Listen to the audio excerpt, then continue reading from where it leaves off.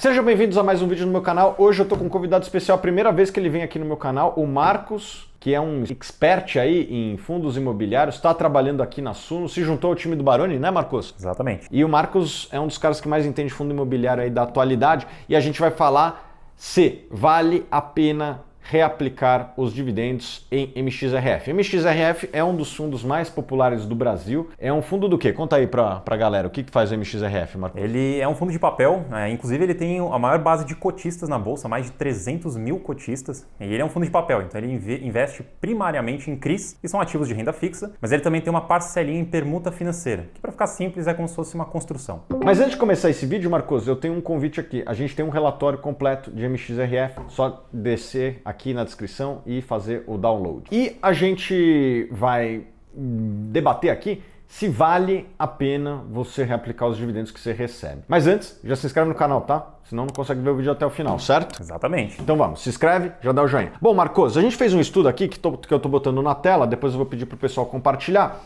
que a gente fez a seguinte simulação. A gente pegou o MXRF, que como você disse é um dos fundos mais populares do Brasil, desde o seu início, que é em 2012. Você não era nem nascido em 2012, né? Quantos anos você tem? Eu tenho 28. Você é novinho. Bom, e comparamos o desempenho caso o investidor tivesse reaplicado os dividendos e caso ele não tivesse reaplicado. O que a gente está dizendo aqui, pessoal, não é que você deve reinvestir sempre. As pessoas têm gastos, têm que pensar no que querem da vida, né? Ninguém está incentivando você a ser um padre franciscano. Mas, se você recebe os dividendos de MXRF e de outros fundos e não reaplica, você fica para trás em termos de desempenho. Bom, vamos ver aqui no caso do MXRF que começou em 2012. A gente fez esse estudo na base 100. Se você tivesse reaplicado os dividendos, você teria mais ou menos 320, né? Então quem aplicou 100 teria R$320 hoje. Não considera inflação, tá? Então a inflação comeria um pouco desse retorno também. E quem não tivesse reaplicado os dividendos teria ali por volta de 30% de retorno. Ou seja, foi para 130. Então, quem reaplicou foi para 320, quem não reaplicou foi para 130. O mesmo capital, o mesmo investidor. Então, pessoal, a resposta é: você deveria considerar reinvestir os dividendos. Certo, Marcos? Com certeza. Eu queria só complementar que os fundos imobiliários, eles pagam mensalmente. Então, se você usar isso ao seu favor como uma arma para turbinar a sua valorização, o seu desempenho da sua carteira, então isso daí vai te ajudar muito. A gente acabou de falar desse estudo aí, você vê que a diferença é monstruosa.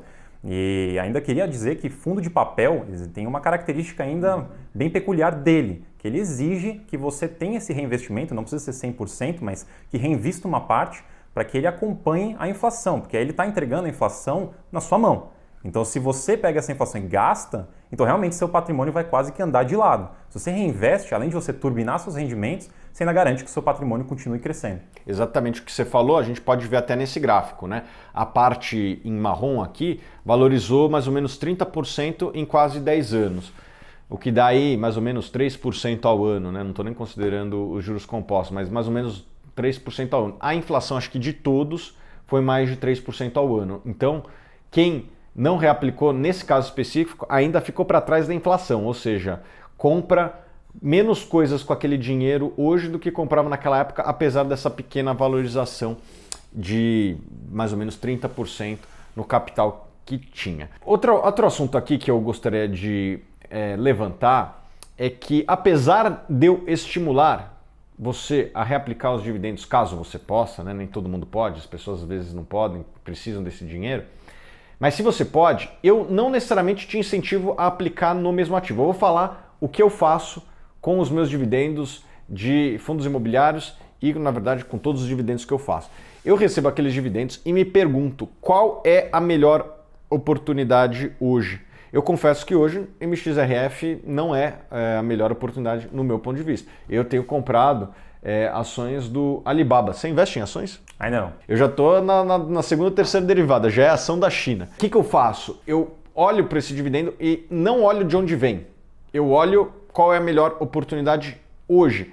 E eu acho que isso é válido também para fundos imobiliários, né, Marcos? Eu só assino embaixo, que é exatamente isso. Não faz sentido você pegar o dividendo de um fundo, reinvestir nele mesmo só por reinvestir. Você precisa ver o que vai te dar o melhor retorno. Então, você pega o rendimento, que nem você falou, pega o rendimento e investe onde estiver sendo a melhor oportunidade. Só assina embaixo. Então, por mais que a gente veja que quem reaplicou no MXRF fez um melhor negócio do que quem não reaplicou, eu acho que melhor ainda é a cada mês que você receber dividendos do MXRF ou de qualquer outro fundo, você se questione qual é a melhor oportunidade hoje. Pode ser que seja MXRF, pode ser que não seja o MXRF e em fundos imobiliários muitas vezes as oportunidades elas vão mudando de mês para mês, né? Por exemplo, os últimos 24 meses foram bastante agitados em fundo imobiliário. Eu dei uma preferência em alguns momentos aos fundos de shopping, que eu achei que tinham caído em demasia, e por mais que eu recebesse dividendos de fundos até com uma previsibilidade maior, eu estava disposto a correr o risco de investir em shoppings que estavam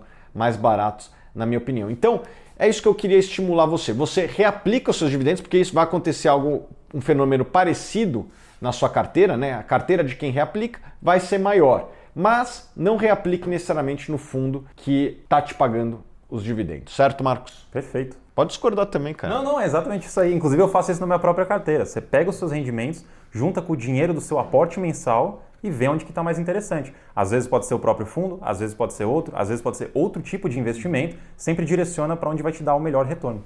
E a gente tem até uma planilha, que eu vou botar aqui gratuitamente, de controle de fundos imobiliários, justamente você, enfim, chegar na conclusão de como você deveria alocar o seu capital, o seu novo capital que você recebe a cada mês dos seus fundos imobiliários. Clica aqui abaixo, que você não vai se arrepender.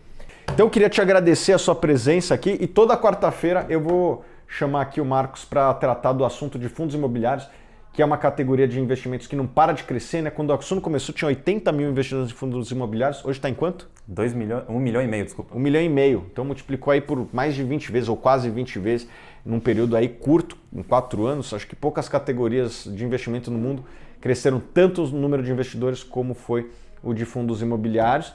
Existem pegadinhas nos fundos imobiliários, né? Tem que ficar atento. Sim. E a gente vai estar tratando dessas pegadinhas para que você faça o seu dinheiro render mais através de fundos imobiliários quarta-feira aqui no meu canal no YouTube. Seja muito bem-vindo aí ao time, Marcos, é um prazer enorme ter você conosco. Eu que agradeço, obrigado pela oportunidade e tem bastante coisa aí pela frente. Beleza, pessoal, até o próximo vídeo.